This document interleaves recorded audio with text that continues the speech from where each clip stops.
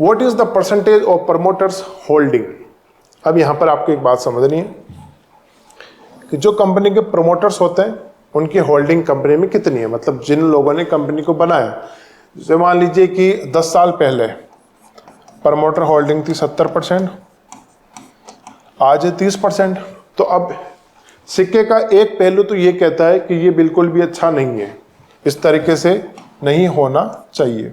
लेकिन अभी मैं आगे आपको कुछ और चीजें बताऊंगा जब आपको पता चलेगा कि प्रमोटर्स की जो होल्डिंग होती है उसका किस तरीके से उसको हमको समझना है।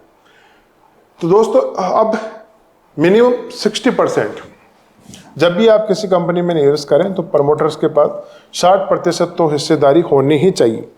क्या 60% से कम नहीं होनी चाहिए? ऐसा मैं बिल्कुल नहीं कह रहा। मैं कह रहा हूं आदर्श रूप से, यदि आइडियली आप मुझे पूछे कि सर कम से कम कितनी होनी चाहिए, आइडियली आदर्श रूप से, तो 60%। 60 से कम हाँ हो सकती है, कोई दिक्कत नहीं है। 50% भी हो सकती है, इसमें भी कोई दिक्कत नहीं। हाँ 50% से कम तो यहां पर थोड़ी दिक्कत है। अगर किसी कंपनी में प्रमोटर्स के पास 50% से भी कम हिस्सेदारी है तो हमको यहां पर थोड़ा सोचना चाहिए इन्वेस्टमेंट करने से पहले। लेकिन ये सिक्के का एक पहलू है। अब आपके सामने मैं सिक्के का दूसरा पहलू रखने जा रहा हूं, तो उसको आपको समझना है। तो दोस्तों जैसे कि अभी आप बोर्ड पर देख सकते हैं, मैं आपके साथ यहां पर एक चीज शेयर करना चाहता हूं। 2023 इन्फोसिस कंपनी, इसके जो प्रमोटर्स हैं उनकी होल्डिंग एग्जैक्टली कितनी है मुझे मालूम नहीं, लेकिन तकरीबन 13 to 14% जो इनके प्रमोटर है, इन्फोसिस के प्रमोटर्स, उनके पास आज के डेट में कितने हिस्सेदारी है? 13 to 14%। तो 13 से 15% के बीच में इनकी हिस्सेदारी है। अब यहां पर चीजें देखिए विरोधाभासी हो गई, कॉन्फ्लिक्ट हो गया। अभी मैंने कहा कि भाई 50% से कम प्रमोटर की हिस्सेदारी नहीं होनी चाहिए, क्योंकि फिर वो कंपनी इन्वेस्टमेंट के लिए ठीक नहीं है। लेकिन इन्फोसिस जिसने अपने निवेशकों को अच्छा रिटर्न दिया है, तो यहाँ पर जो होल्डिंग है वो 13 to 14% है। तो अब इन्फोसिस कंपनी को हम लोग कैसे देखेंगे? तो ये सिक्के का दूसरा पहलू है जो हमको समझना है। देखिए होता क्या है कि जब कोई कंपनी, उसकी प्रमोटर होल्डिंग नीचे गिरती है और उसका मार्केट कैप का मतलब क्या हो, उसका बाजार मूल्य, उसकी वैल्यू वो ऊपर जाती है, तो प्रमोटर होल्डिंग अगर कम हो रही है और उसका बाजार पूंजीकरण, बाजार मूल्य, उसका मार्केट कैप जो है, अभी मैं आगे आपको समझा दूंगा मार्केट कैप के बारे में।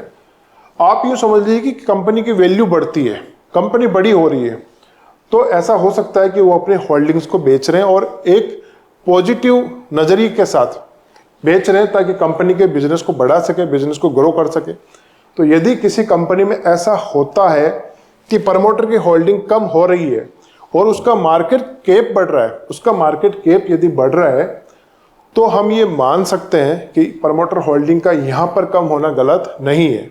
लेकिन प्रमोटर की होल्डिंग भी कम हो रही है और मार्केट कैप भी कम हो रहा है इस तरीके से, तो ये उस कंपनी के लिए एक बढ़िया इंडिकेशन नहीं है, अच्छा संकेत नहीं है।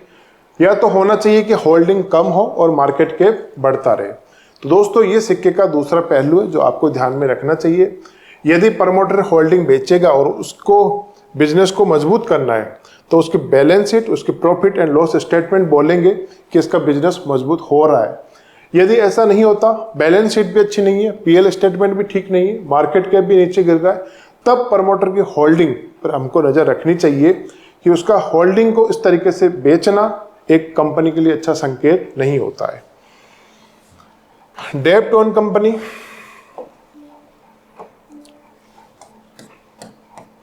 डेब्ट ऑन कंपनी मतलब जो कंपनी है, क्या उस पर कोई कर्ज है? अब देखिए थोड़ा बहुत कंपनी पर कर्ज हो सकता है, जैसे कंपनी के पास 100 रुपए है तो 20 रुपए का कर्ज हो तो ठीक है, लेकिन कंपनी के पास 100 रुपए है और कर्ज हो 120 रुपए का, तो किस तरीके से चीजें हो पाएगी? फिर कभी कंपनी ग्रो कर ही नहीं पाएगी, क्योंकि डेप्ट यदि बहुत ज्यादा बढ़ जाएगा, रिजर्व उसके पास कम है, डेप्ट बहुत ज्यादा बढ़ गया, तो बिजनेस तो वो कर रही है, कर भी सकती है, लेकिन जो वैल्यू इन्वेस्टिंग आपको चाहिए या जो लॉन्ग टर्म इन्वेस्टमेंट आप करना चाहते हैं, तो वहाँ पर फिर आपको थोड़ा ध्यान रखना चाहिए। यदि किसी कंपनी पर बहुत ज़्यादा डेप्ट है, मतलब उसके रिजर्व से भी ज़्यादा डेप्ट है, तो फिर ये अच्छी बात नहीं है। हाँ, थोड़ा बहुत डेप्ट हो सकता है, उससे कोई ज़्यादा फर्क नहीं पड़ता। इस कंपनी कंप्लीटली डेप्ट फ्री, मतलब पूर्णतः कर्ज से मुक्त है, एक भी रुपए उसके ऊपर उधार नहीं है। बहुत सारी कंपनियां ऐसी है जिन वो कंप्लीटली डेप्ट फ्री है, उनके ऊपर कोई कर्ज नहीं है, कोई डेप्ट नहीं है। शेयर मार्केट में ऐसी जो कंपनियां होती है वो अच्छी मानी जाती है निवेश के हिसाब से। कंपनी सेल्स इंक्रीजिंग रेगुलरली और नॉट। देखिए, जब कंपनी अपना व्यापार करती है तो वो सेल्स करती है, बेचती है अपने प्रोडक्ट और सर्विस को, तो वो जो सेल्स है वो इंक्रीज हो रही कि नहीं हो रही रेगुलर बेसिस पर। मतलब ये है कि कभी तो बहुत ज़्यादा बढ़ गई, कभी बिल्कुल ही नहीं बढ़ी, तो ये थोड़ा सा एक असंतुलन है। यहाँ पर बात की जा रही है कि साल दर साल कंपनी की जो सेल्स है वो एक स्टैंडर्ड तरीके से बढ़ रही कि नहीं बढ़ रही, कितनी बढ़नी चाहिए वो भी हम आगे बात करेंगे। इंपॉर्टेंट है कि सेल्स बढ़ रही कि नहीं बढ़ रही। थोड़ी बहुत बढ़े तो चलेगा, थोड़ी बहुत ऊपर नीचे हो तो भी ठीक है, लेकिन बहुत ज़बरदस्त तरीके से सेल्स का गिरना एक नेगेटिव साइन है, और बहुत ज़्यादा ऊपर नीचे भी होना ये भी एक अच्छा साइन नहीं है। तो सेल्स जो है वो लगातार बढ़ती रहनी चाहिए, थोड़ी थोड़ी बढ़े चाहे, उससे कोई प्रॉब्लम नहीं है। Companies profit margin is good enough और नॉट। देखिए, कंपनी का जो मार्जिन है वो सबसे ज़्यादा इंपॉर्टेंट है। जैसे कि कोई कंपनी है और वो 100 रुपये का बिजनेस कर रही है, ठीक है, 100 रुपये का उसने सेल्स किया।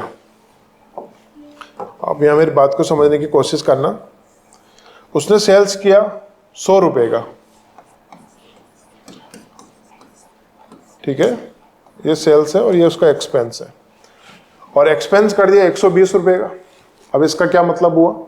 इसका मतलब ये है कि व्यापार जो हो रहा है वो 100 रुपये का हो रहा है, तो 100 रुपये में से कुछ प्रॉफिट भी इनको बना होगा, लेकिन इनके खर्चे जो है वो बहुत ज़्यादा है, मतलब 120 रुपये का खर्चा कर दिया। तो जब इस तरीके से व्यापार होगा तो इसका मतलब ये है कि व्यापार का प्रबंधन जो है, मैनेजमेंट, वो ठीक तरीके से नहीं किया जा रहा, जिसकी वजह से उसका प्रॉफिट मार्जिन है वो ठीक तरीके से नहीं निकल के आ रहे। जब उसके प्रॉफिट मार्जिन गुड एनफ नहीं होंगे तो धीरे धीरे कंपनी पर क्या होगा? डेप्ट बढ़ेगा। भाई, जो 20 रुपये एक्स्ट्रा खर्च कर रहे हैं वो कहीं ना कहीं से तो चुकाने पड़ेंगे, तो उसके लिए डेप्ट लेंगे, कर्ज लेंगे। इस तरीके से जब चीज़ें लंबे समय तक चलेगी तो डेप्ट बढ़ जाएगा कंपनी के ऊपर, और ये जब डेप्ट एक बार बढ़ गया तो फिर चीज़ें मैनेज करना मुश्किल हो जाता है। तो कंपनी के प्रॉफिट मार्जिन जो है वो गुड एनफ है कि नहीं ये भी हमको पता होना चाहिए। Companies which liked by investors, ये बात हमने यहाँ पर भी की थी। What big investor think about specific company. कोई बड़ा निवेशक किसी कंपनी में निवेश करता है, इस आधार पर हमको निवेश नहीं करना। वो जिस कंपनी में निवेश करता है तो उसके क्या तर्क हैं, क्या स्टैंडर्ड है, वो हम लोग जान सकते हैं, समझ सकते हैं। और यदि वो कंपनी हमारे जो फैक्टर हैं फंडामेंटल एनालिसिस के, उनके ऊपर भी खरी उतरती है, तो हम कहीं ना कहीं उस कंपनी में निवेश करने के बारे में सोच सकते हैं। क्योंकि शेयर बाजार में ऐसा माना जाता है कि जिस कंपनी पर बड़े इन्वेस्टर का भरोसा है तो वो कंपनी एक अच्छी कंपनी मानी जाती है। यदि किसी कंपनी में बड़े इन्वेस्टर निवेश करते हैं तो ये माना जाता है कि वो कंपनी एक अच्छी कंपनी साबित होगी। यदि किसी कंपनी में से बड़े इन्वेस्टर अपना पैसा निकालते हैं तो ये माना जाता है कि फ्यूचर में हो सकता है उस कंपनी की सेल्स इतनी अच्छी नहीं हो पाएगी। तो यहाँ पर एक ये बड़े इन्वेस्टर्स का रोल होता है शेयर मार्केट में। बहुत से लोग इनको फॉलो करते हैं। मैं आपसे इतना ही कहना चाहता हूँ कि जो इन्वेस्टर्स, बड़े इन्वेस्टर्स पैसा लगाते हैं, तो ऐसा नहीं है कि हम लोग उनके देखा देख आंखें बंद करके हम भी उन्हीं कंपनियों में निवेश कर दें। हमारा एक रूल होना चाहिए, डिसिप्लिन होना चाहिए, फंडामेंटल एनालिसिस होना चाहिए। और यदि आप बाजार में बिल्कुल नए हैं तो आप किसी इन्वेस्टमेंट एडवाइजर की सलाह ले सकते हैं अपना निवेश करने के लिए। आपको खुद को भी जानकारी होनी चाहिए। तो ये सब चीज़ें हैं जो आपको ध्यान में रखनी है कि किस तरीके से किसी कंपनी का जो इम्पोर्टेंट थिंग है, वाइल फंडामेंटल एनालिसिस 16 फैक्टर है आप लोगों के सामने, हमेशा आपको ध्यान में रखने। किसी भी कंपनी के बारे में जब लोग आप रिसर्च करें, उसके बारे में समझने की कोशिश करें, तो आपको ध्यान में रखना चाहिए।